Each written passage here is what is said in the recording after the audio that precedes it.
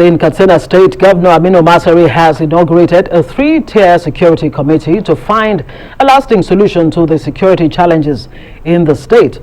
The 3-tier security committee will, among other things, find ways to address the inadequacies of security operatives. It will operate at the local government areas, villages and ward levels. The committee was set up following an amendment of the Katsina State local government laws on security. The objective of the initiative is to involve communities in all security-related issues affecting their immediate communities. It is in pursuance of this that the executive arm of government forwarded an executive bill to the State House of Assembly for an amendment to the local government law to provide for 3-tier security structures at the local government level, district and ward levels.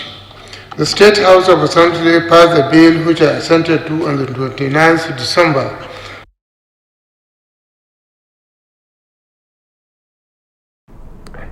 All right, the analyst, Dr. AMADI, joins us now to take a look at this. Doctor, very quickly, let's take a look at State of the Nation. Let's look at the first one being the case of herdsmen being found in your state, IPOB threatening to say that you can't do open grazing in our state, and a number of other issues.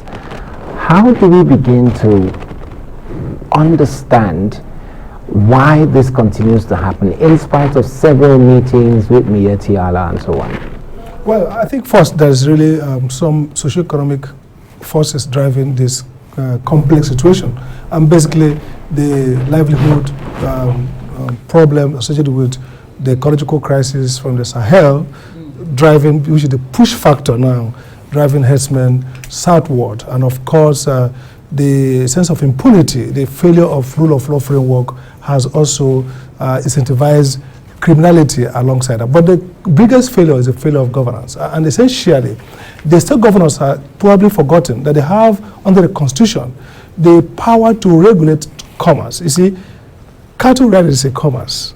So the question around eviction doesn't come in. What happens is that the state should regulate the practice of commerce. Constitutional law, the right, what we call commerce clause. The federal government has a right to preempt, but when there's no federal standard, states have the right to control the trade. So primarily, getting headers off, for example, the forest, controlling the activity, regulating them, licensing, identifying. So states cannot play dead brain and say, look, we know that there are many criminals in the forest, but we know there are also some reasonable headers.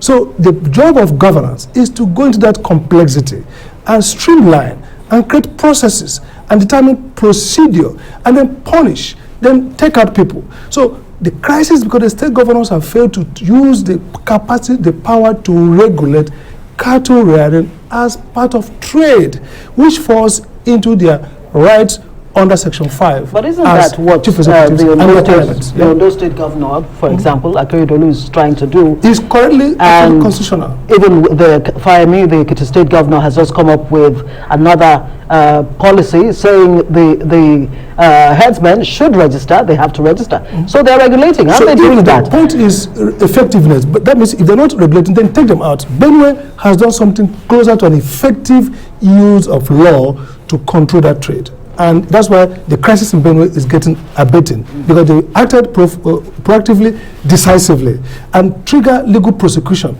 and of course, penal action against those who transgress those laws. Well, let me ask you, do you think the federal government actually sees the urgency in this security situation? You have the Abia situation, Olu massacre, and all of that, and now IPOB is saying 2 weeks will begin to affect the anti-grazing law. What do you make of that? I think this is a tragedy waiting to happen, and it's all the fault of the federal government. They have been both diffident, they have been unconcerned, they have not been efficient and effective at all. So when the federal government has no incentive that to say, for example, this crisis are happening in the states, not for this a federation, and so states have more proximity to this crisis, and the states should lead. They should probably disregard the federal government in this action and take action that will help them stem this insecurity. Federal government has not shown serious concern about this.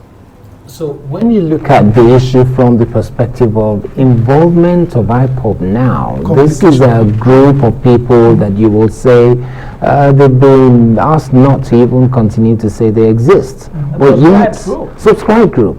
So if you now have them getting into this conversation, what do we make of that? How do we progress from there? That's dangerous because one, IPOB has no governmental status to create an implementation agency. So if they create the Eastern Security Network, it's because they feel that the circumstance where people are being killed, kidnapped, farmland destroyed, and the state governments are doing nothing. So that void is what IPOB illegally has filled in. Now, illegality in terms of crisis doesn't count. What counts is effectiveness. So if the state governors in Southeast are not going to act on that their anti-grazing law immediately and allow IPOB to fill into that gap, then they'll be held responsible for failure to act.